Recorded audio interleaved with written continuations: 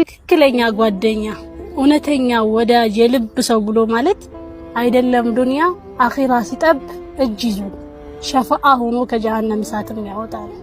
ሰዎች ሁሉ በሚጨነቁበት ምን ልሁን በሚሉበት ቀን ከጎን ቆሞ አለሁ የሚል ነው። በጌታቸው እዝነት ጀነት የሚገቡት ጀነት ከገቡ በኋላ ሁሉም የተሰጣቸውን ጸጋ እየተቋደሱ ባሉበት ጊዜ አንድ ሰው ግን ሰላም ያጣል። ሰላም አጥቶ እረፍት ነስቶት ጌታው ፊት ይቆምና የኔ የምለው ወዳጄ ጀሃነም በእሳት እየተቃጠለ እየተለበለበ እኔ እዚህ ያለው ሰላም እርጋታው ጸጥታው ሙሉ ሊሆንልኝ አልቻለም። ጌታዬ ወዳጄን አምላኬ ጓደኛዬን ያለ ይማጸናል።